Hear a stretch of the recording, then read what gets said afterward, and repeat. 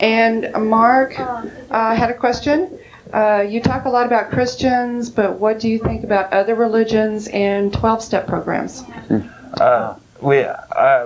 I'm totally against the 12-step program because it's right in there. You have to give yourself up to a higher power, and since I don't believe, fine for those that believe that. Yeah. There are people that have gone through the 12-step. You got an excellent point that it has done them good.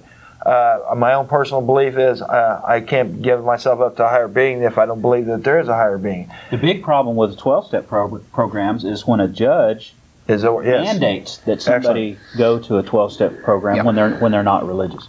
That's wrong. I've talked to some prisoners now who are in prison and have been treated differently because they refuse to take part in a religion-based 12-step program when there are alternatives.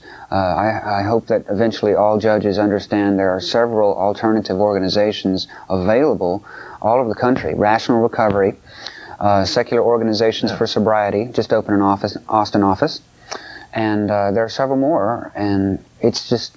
It's terrible. What's having to be forced upon people is religion at the strong arm of the state in that case. And as for the other religions that are out there, Jehovah's Witness, pretty much they're all grouped in. They're not all hypocrites and assholes or whatever else. There are religious people out there that do fall into that group.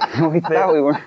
There are good people who have other religions, and there are also bad ones too. Most of my friends, my family, are religious to some degree or another, and most of them are wonderful people. There's people that I love that are religious. So most of them are Christian, but I've had friends that were Jewish, and Jewish people are great. We have a kind of a bond with them. They know about Christianity being somewhat dangerous at times, of course, and have suffered a great deal from it, as we have too. And also, they don't knock on your door. Thank you. Yes.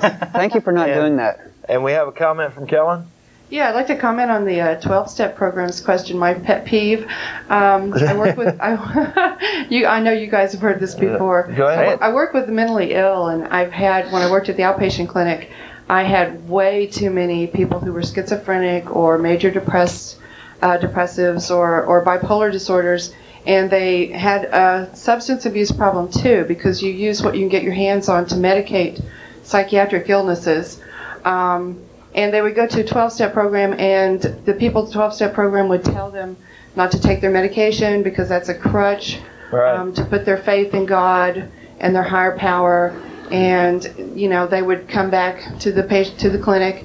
They'd either get so depressed they committed suicide.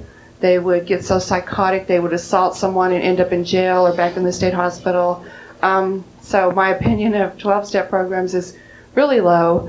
They also, in talking to some of the clients in them, they foster the belief that if you are clean and sober, it's because of God. But if you're out there using, it's your fault.